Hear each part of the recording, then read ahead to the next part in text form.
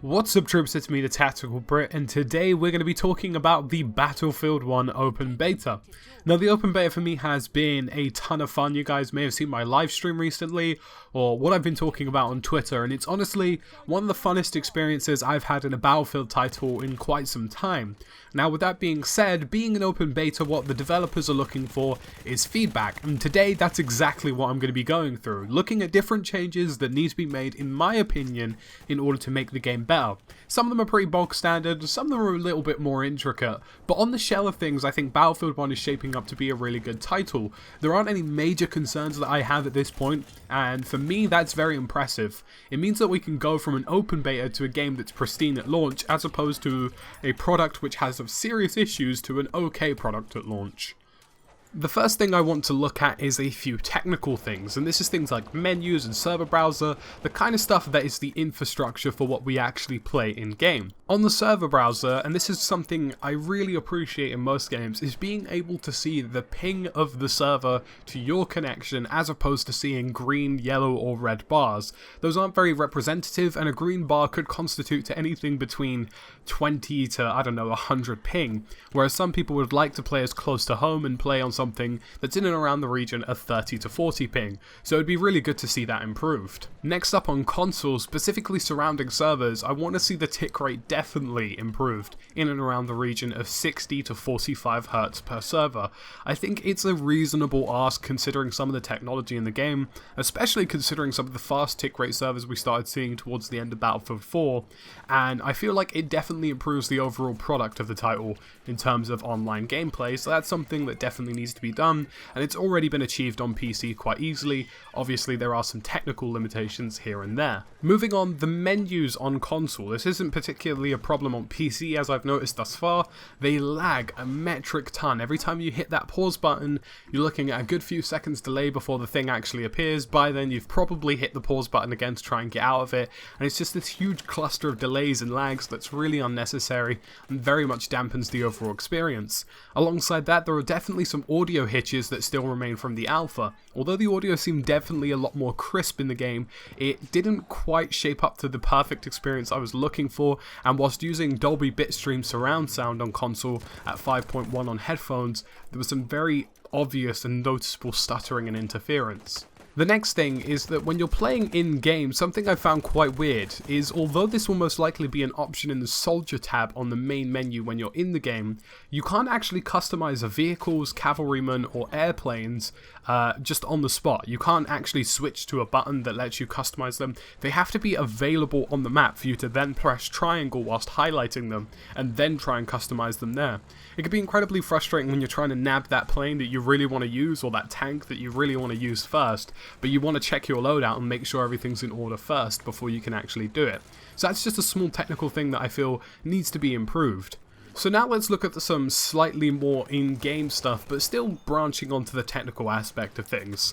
One thing I don't really understand at this point is that they've kind of removed the spawn-in timer from Battlefield 4. Previously, people would be able to ready up, choose their vehicles, choose how they were going to spawn in, and have sort of like 50 seconds to prepare. That no longer seems to be the case, and you seem to spawn in randomly at any kind of range, and I've seen people capturing flags by the time I've actually gotten into the server. This isn't something to do with network problems due to my internet being relatively decent, and this is something a lot of people have experienced. There have been pretty much 3 occasions I think where Objective Delta or Bravo has already been captured by the time I've even been able to actually get to the spawn screen and spawn in. So that's definitely something that needs to be looked at, and the implementation of a Battlefield 4 style timer before we actually begin the game would make a lot more sense. Now, continuing with the technicalities, looking at the modes of Rush and Conquest, there are definitely some issues here and there. With Conquest, the rounds still seem too short, and games are ending far too quickly. They either need to increase the ticket count or remove the timer completely. I personally would increase the tickets to in and around the region of 500 tickets per team, and I would remove the timer completely from the game. I understand why they want to use a timer and a ticket count to kind of keep the games sort of action-packed and within a certain time frame, but the certain time frame that they've gone for right now is far too short and doesn't really allow you to feel the sort of full Conquest open scale experience before the round ends too quickly. Alongside that, in Rush, there is also a timer alongside a ticket bleed count, and I personally think the timer should be removed completely too. The ticket bleed is all that should matter in terms of Rush, and how many people you kill should constitute to whether or not the game ends before or after they have armed or destroyed the MCOMs. There shouldn't really be a timer, it shouldn't be in the game, and I feel as though that would definitely improve things for Conquest by increasing time, and for Rush by getting rid of the idea that we should have a certain limitation as to how long it should take to kill a certain amount of players, or whether or not they can get it armed within a certain time frame. Now I want to take two looks at Rush and Conquest individually, and let's start off with Conquest. Now Conquest is shaping up incredibly well under the new system within this particular map. The games seem very intense, they seem quite closer now, which is something that I've noticed in terms of points, and they're very much action packed. And alongside the rounds being too short, there are still some itches here and there that are definitely causing some problems for me. So first and foremost, there's the flag placement. Now on this individual map, and this may not be applicable to every map that they have, there is a big discrepancy in the placement of objectives. Objective Echo is pretty much in the middle of nowhere, and there doesn't seem to be a real reason as to why it's there. There's this huge sort of desert no man's land in between that's hardly occupied. Now, what the problem seems to be is that the central focus of the map is directly in the middle. It's in the middle of the towns, and it's in an area that is heavily contested and has the most objectives. And I understand that developers have tried putting Echo out of the way in the sand areas to sort of attract vehicle fights and things like that on the open plains, but it just hasn't worked out that way, or at least not as they intended. Now, the way it works at the moment is Alpha and Bravo and Foxtrot and Golf, or whatever their actual names are in game because they use a different system, is the weakest pull areas. They get the least amount of infantry and the least amount of contact because they are the furthest out on the two polar opposite ends. But by including Echo as a kind of polar opposite end in the middle of nowhere, there's practically no players going there, and it has the weakest net movement of players I've seen of any objective. And the solution to this really is just to simply put Delta and Echo much closer together and drag Echo into the sand plains and reposition a few things here and there. I'd say a good 200 meters from Delta should do, and that should increase the amount of activity there and increase the overall amount of players heading towards that direction and encourage the kind of vehicle fights that they are looking for. Alongside this, the reinforcement system seems not to be working as intended. There have been games where the train just doesn't appear at all. There have been games where the train doesn't appear at the right amounts of times, I believe, and I feel as though the losing team isn't getting an effective reinforcement at many occasions. The train, in my opinion, is a bit random, a bit sporadic, and although it's helpful that it captures objectives, it needs to be within a certain time frame to allow it to be the most useful to capture objectives. At the moment, I believe the current system is that once one team has a majority of the flags capped over a certain amount of tickets, it automatically spawns in. But I believe it should be a certain amount of tickets should automatically make it spawn regardless of the amount of capture flags that the enemy team has in order to try and break even. It just seems like at the moment it's not being particularly helpful or not actually coming in at all, and I feel it's a standout feature of the map that needs to be included a bit more often. Now the next point I'm about to make is also applying to Rush, and I feel as though it's definitely something that's applicable to Conquest too, but I feel as though a limitation in the amount of snipers on a single map is something that needs to be looked at.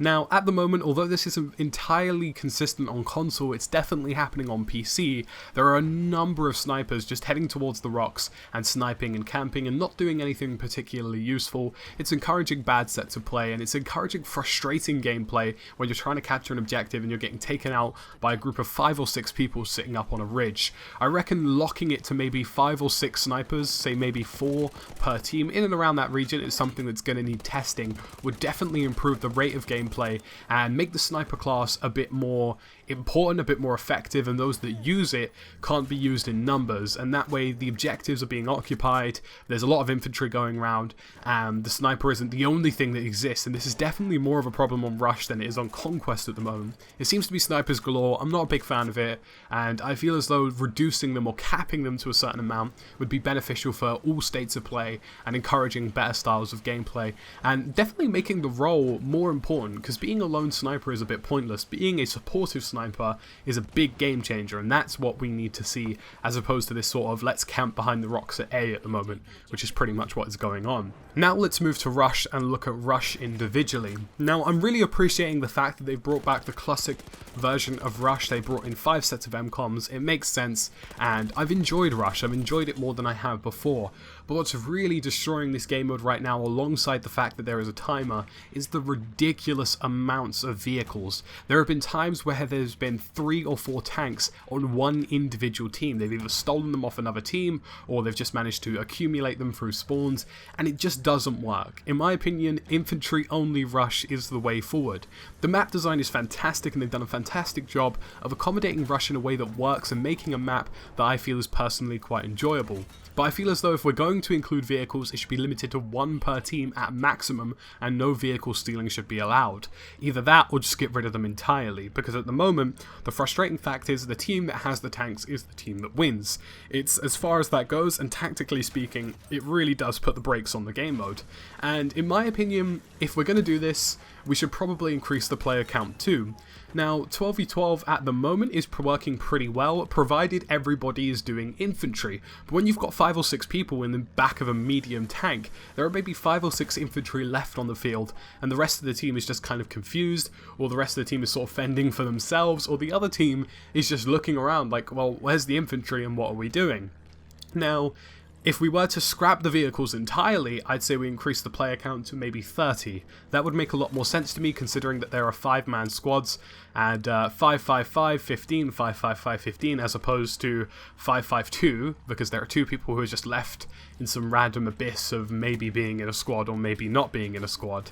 And I feel as though a player count of 30 and 1 vehicle, or no vehicles at all, would definitely make Rush a much more action-packed mode, and a much more interesting mode that doesn't involve just whoever has tanks wins, because that is the current status of Rush, and I feel as though that's a very widely shared opinion, and I feel like Rush best performs when there's limited vehicles, or transport vehicles only, or no vehicles at all, and that's the way forward in my opinion. Now let's take a look at individual classes, and I must note at this point that this is only a console experience perspective, and my PC experience thus far of the beta has been quite limited, and I've already made the case for different balancing between PC and console, so some of the points I'm making here seem adverse. That's exactly why they sound adverse, is because of the different platforms. Now let's have a look at Assault. Now Assault, in my opinion, is a very unappealing class. There isn't any real oomph to it. Now the MP18 I've seen on some platforms such as PC appears to be incredibly powerful, but the MP18 on console, in my opinion, is probably one of the weakest weapons I've seen thus far. It packs no punch, it can hardly hit anything beyond 10 meters in front of it, and it's just not overly quite useful. I feel as though potentially including some slightly slower firing weapons that are a little bit more accurate and slightly closer to the LMG accuracy would definitely help the class in terms of weapon appeal. Now, they need to understand that in order for a class to be appealing, there needs to be both equally appealing equipment alongside equally appealing weapons.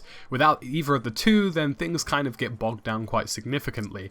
And the fact that the equipment on the current Assault class is very appealing and the weapons are very unappealing just makes the class seem very meh. And we don't want very meh classes. We want equal classes with equal amounts of interest and equal amounts of use and attributes, which is what we should be aiming for. Moving on to the Medic class, and unfortunately the Medic appears to have taken a huge toll in Battlefield 1.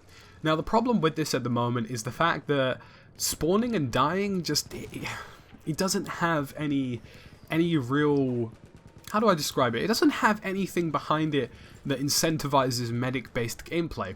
Now, that's slightly down to the fact that there is a new ticket system on Conquest, but not particularly so on Rush. I'm still seeing players not being revived in the Rush game mode. And the reason for this is that there's this really stupid skip revive button.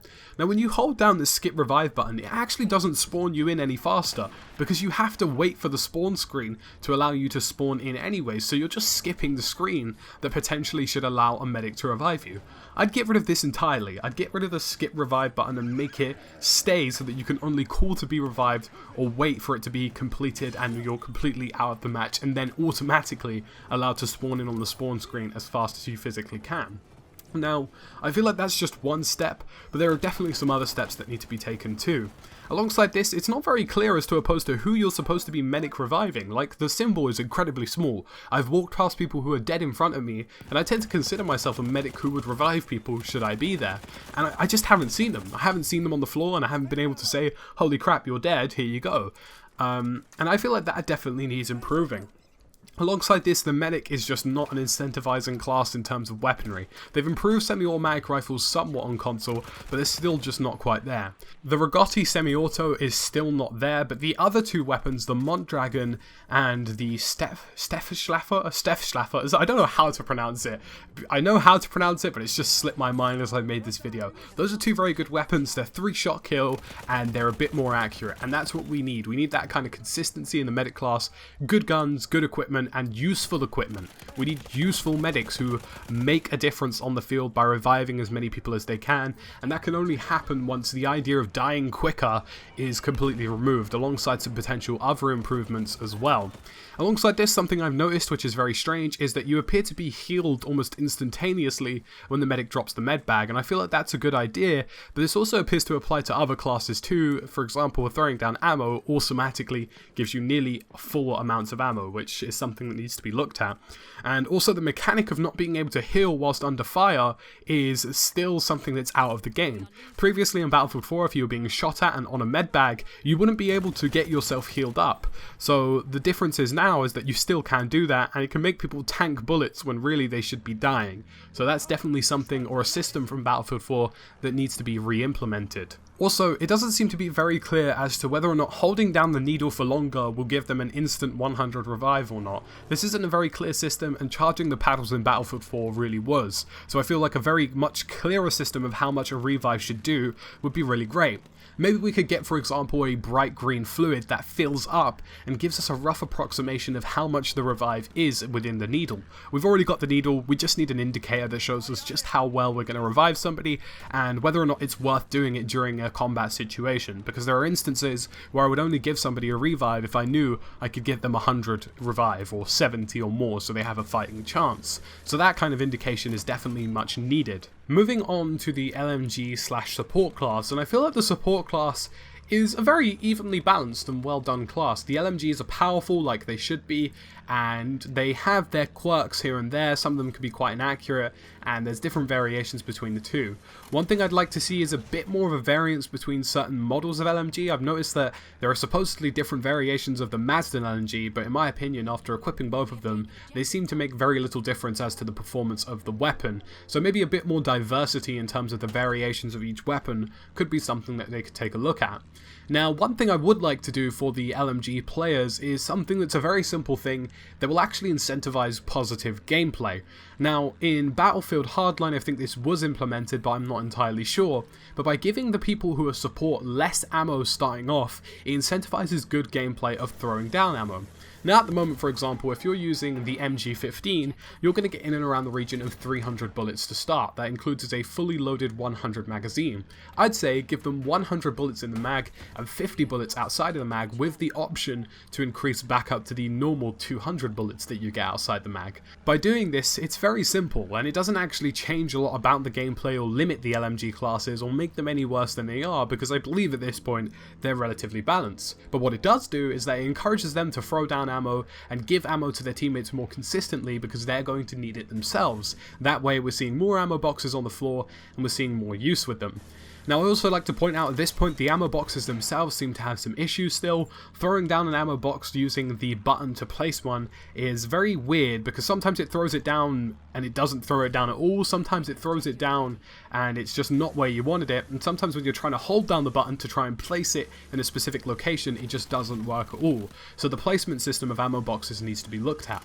Alongside this, ammo boxes are refilling people way too quickly. People are getting ammo much too fast, and I feel like that's a big problem. It used to be before that an ammo box would be something that you threw down and people would kind of just sort of sit by, get restocked and get moving again. Whereas at the moment, people are putting down ammo boxes, running past them, getting about 100 bullets as they run past it, and not really needing to stick around, and I feel like that's something that could need changing. This also applies to grenades as well, because grenades are coming out of the bat like left, right and center. You can literally pick up about 6 grenades in under a minute if you stand on an ammo crate, and that's really unacceptable. Grenade spam became a huge problem in Battlefield 4, and it's set to become a huge problem in Battlefield 1 once people start to realize that this is something that they can exploit. So reducing the amount of grenades on the field would make sense, but I also believe at this point that the grenades should be looked at too, because certain grenades such as an anti-tank grenade perhaps should refill faster than anti-infantry based grenades. So the ammo boxes definitely still need some rejigging as well. Speaking of grenades, I think it's also important that the gas and incendiary grenades are looked at. At the moment, the gas and the incendiary grenades both serve the same purpose of being able to effectively disperse players from a position or damage them to a certain extent. If you throw a gas and incendiary grenade, they cover roughly the same amount of space and they do the same job. Difference is, everybody has a way to respond to the gas grenade by using a gas mask and negating the effects of it, but nobody has a way to respond to the effects of an incendiary grenade.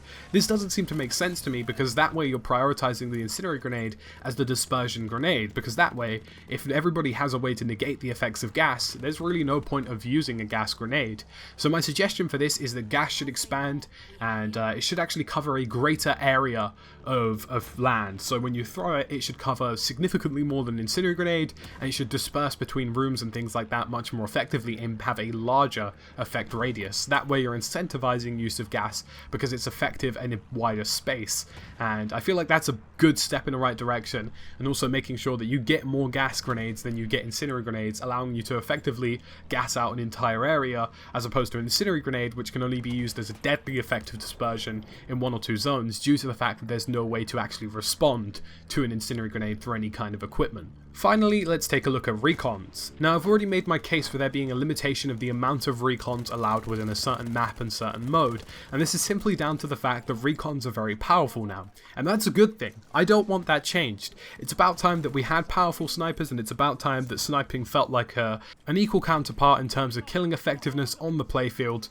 and in terms of the other classes, it seems to stack up as something that you actually would want to use and is worthwhile using because you can do a good job with it.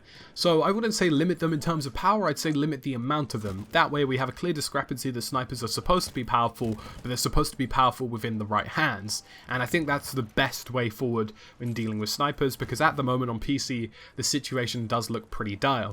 Now, one thing I do want looked at is the equipment with the sniper rifles. Now, the flare gun's pretty useful and it does spot enemies, but the binoculars, they just seem very cheap. They seem like something that's just been thrown in there for no apparent reason. I don't like the fact that they spot outlines of players, and I don't like the fact that the binoculars are just, they just seem awfully just a little bit powerful in terms of what they have the ability to do. Outlining players is just something I don't think should be in the game in any capacity. I feel like you should be able to spot them or give a heads up as to their location, but a player outline is just not the right way forward. So the problem here is that we've also got the flare gun which does the same job, so it's a bit tough to try and give this class something that's a bit more useful. I also feel as well the flash flare gun, which is supposed to blind players, is literally pointless. I haven't seen it used effectively, I haven't seen its effectiveness, and it doesn't blind anybody. So there's really no point of it actually being there. So I say to that, give the Recon slightly better equipment. Not too good, because at the moment the weapons are very powerful, but slightly better equipment. How about we throw in, for example, some kind of light explosive, or we throw in, for example, some kind of ability to spot locations sort of like every 5 seconds using the binoculars, so it would automatically tag them every sort of 2 to 5 seconds. That way we have a rough approximation of their location, but we don't actually have an actual physical outline, which very much damages the overall gameplay. I feel like the aerial and engineer classes have been balanced well, but what hasn't been balanced well is the cavalry class. Cavalrymen have way too much health, way too much health, and I understand that they're supposed to be slightly stronger. That makes sense because they're more vulnerable being outside, but the fact that a cavalryman can survive a good 4 to 5 shotgun rounds at medium to close range really isn't that great, and I feel like it damages everything. And considering the range of the sword, and considering the fact that horses can run people over very easily, they are killing machines, but at the same time of being killing machines, they need to be vulnerable killing machines that have vulnerabilities equal to that of their other vehicles. And whilst I'm not saying that they should be nerfed entirely, I'm saying that slightly reducing the amount of damage the horseback rider can take would make a lot more sense, and I feel like the horse should still keep the very large amount of health that it has. I feel like cavalrymen should be rewarded. It's a good way to play, it's a fast way to play, and they can be super effective if they're willing to go out on a limb and try and attack people from behind, or perhaps use their swords, which do have a really powerful range on them. But it seems that the sword consistency isn't quite there, and the fact that they have way too much health isn't quite there, so if those two are refined, it would make the cavalryman a much more balanced and much more respected class to use. So the final thing I want to look at are the planes, and I'm really enjoying the planes in terms of diversity. There seems to be a lot going on. The fighter plane sort of has anti-infantry, has anti-plane, and it's got a good set of stuff in there, and the same goes for the attack plane. But there's a big problem at the moment with the attack planes and the bombers. So, the bombers, first and foremost, they are way too weak. The bombers are dying too quickly, they're dying too fast, and that's not good. Bombers are supposed to be incredibly powerful and incredibly defensive planes. They don't have much firepower in the air, and most of the time they're getting ripped up by everything from the ground, they're getting ripped up by everything in the air, and they're just not useful. They're not useful because they're slow, and they're pretty much bullet sponges that are destined to be destroyed the second they take flight. And this has been made even worse by the fact that we have the tank hunter attack class. Why would you use a bomber if you could have something that's faster, slightly similarly powered in terms of the actual tank cannon and the bombs that it can still drop, and something that can outgun a bomber? If you're in a tank hunter, you can shoot down planes really easily. If you're in a bomber, that's not really possible, and you still have the same amount of effectiveness on the ground as a tank hunter class. So I'd say increase the bomber's health dramatically, and potentially nerf the firing rate of the cannon on the tank hunter, because it seems way too fast right now, and it seems like they're firing the kind of deadliness effectiveness that should be related to a bomber as opposed to an attack plane, which shouldn't really be the case. Tanks and artillery cannon at the moment seem very well done, and I don't really have any complaints here at the moment, but we just need to be careful as to how many we're putting on the map, or whether or not we're putting them on the map at all specifically whilst looking at Rush, and I'm glad that the classes have remained the same, that those who are in tanks still appear to be weak. However, I do appear to see that people who don't have the tank class are still able to repair the tank from inside. You're allowed to jump in and hold down the repair button, which shouldn't be the case. Only the tank class should be able to internally repair a tank, and I feel like that should be the limitation in terms of their abilities. It incentivizes the tank class a little bit more because you have that extra oomph, and it slightly makes things like jumping into a tank and repairing it and letting your buddy go along with it. It tones that down, because if too many people are repairing tanks, they're not going to die enough, and if they're not dying enough, then they're going to become overpowered. And I don't think tanks are overpowered at the moment. I feel like they are evenly balanced, and any team with remotely good tanks, remotely good planes, or a remotely organized squad with some half-decent weaponry ready to take down tanks could take them down quite easily, and I feel like the idea that they are overpowered has been really overacted. So guys, that's about it for today's feedback video. If you are a developer of DICE and you've seen this, I really hope it helps. I feel like this is an opinion that is pretty much shared by most people. It's definitely my own, and I'm sure you guys are probably listening to a shit ton of opinions, and I imagine these guys have a huge hassle trying to figure out what everybody wants. But the way forward is some of the ideas I've suggested. I think definitely the key ones and my top priority are no vehicles on Rush, because I feel like it ruins the game mode and potentially increasing the player count, and changing the position of E-Flag to make the game a bit more fun and a bit more action-packed. I feel like those are the things that just make sense at the moment. But it's important to give feedback at the moment. I must say at this point, I'm really loving the beta. These guys, I feel, have done a great job, and this is some of the best fun I've had in Battlefield since the days of Bad Company 2 and Battlefield 3, which is something I haven't had in ages, and I absolutely love that about the game. And it's just, the point is a beta we're supposed to be critical about, we're supposed to complain here and there, and we're supposed to be constructive and give constructive criticism to make this title the best it can possibly be. That being said, I'm sure these guys are pretty much in a swirling shitstorm of ideas and potentially a lot of criticisms. And it's not because the game's wrong, it's because we want the game to be in its best possible state. The game's there, you guys have done a great job on that, but the fact is that this beta is for us to say, change this, change this, change this, or fix this, improve this, and that way we have the best possible Battlefield title on launch. But again, I just want to take a second to say that they've done a fantastic job, because I feel like whilst constructively criticizing, I feel like criticism isn't as good as praise, and praise is due where praise is due, and at the moment this beta is definitely where we need some praise, because they've done a really good job. So guys, that's it for today's video. If you're somebody who's been watching and you agree with me, let me know down in the comment section below. If you don't agree with me and you have some of your own ideas, let's get discussing in the comment section below and get some ideas about what we can change, or potentially some middle grounds between any extremes that you guys have in terms of ideas and any extremes that you feel I have in terms of ideas. And that way we can potentially come to some good ideas as a collective within the comment section. As always fellas, thank you for watching, and I'll see you again soon in another video.